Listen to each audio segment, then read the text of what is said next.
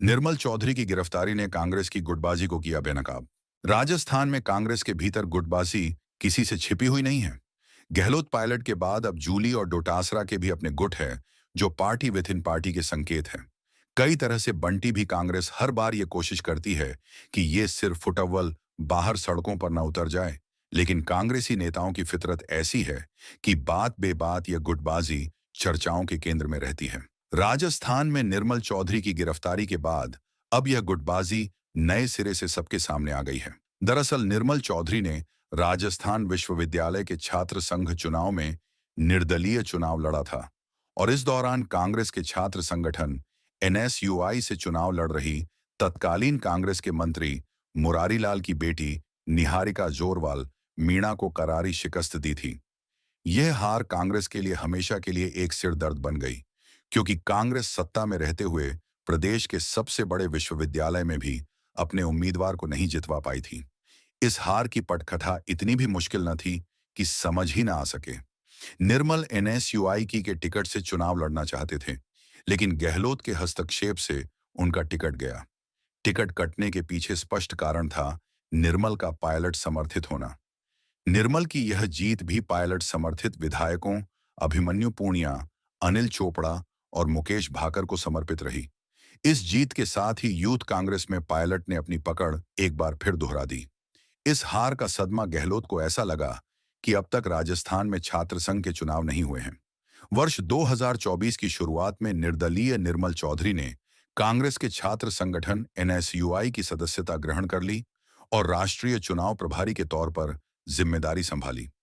इन सब के पीछे सचिन पायलट के समर्थन को स्पष्ट देखा जा सकता है। एक साक्षात्कार में निर्मल ने स्पष्ट भी किया था कि वह सचिन पायलट को अपना आदर्श मानते हैं और पायलट ही उनके मार्गदर्शक हैं। 21 जून 2025 को जांच अधिकारियों की रिपोर्ट के बाद जयपुर पुलिस ने निर्मल चौधरी को राजस्थान विश्वविद्यालय के परीक्षा केंद्र के बाहर से गिरफ्तार कर लिया। उन पर 2022 में दर्ज राजकीय कार्य में बाधा और सरकारी कर्मचारी के साथ मारपीट के गंभीर आरोप हैं। गिरफ्तारी की यह कार्रवाई तब की गई जब वे एमए दर्शन शास्त्र के पेपर देते हुए परीक्षा केंद्र से बाहर आए। उनकी यह गिरफ्तारी तब अधिक चर्चा में आई जब यह घटना जोधपुर में किए गए एक प्रदर्शन के ठीक बाद की गई।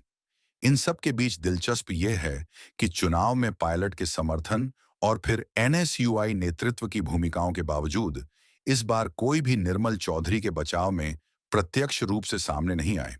निर्मल को इस अंतर्द्वंद्व में अकेला छोड़ दिया गया, जबकि उनके साथ गिरफ्तार हुए अभिमन्यु पुनिया महज कुछ समय में रिहा हो गए।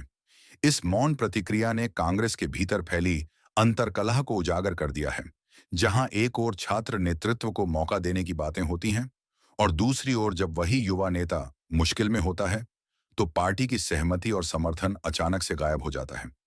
निर्मल चौधरी के साथ यह घटनाक्रम यह सवाल खड़ा करता है कि क्या कांग्रेस वास्तव में युवा नेताओं को साथ लेकर चलने को तत्पर है, या आंतरिक गुटबाजी ऐसे किसी भी समर्थन को बेअसर कर देती है।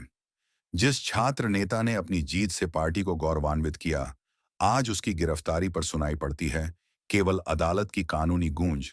कांग्रेस के भीतर की आवाजें गायब हैं।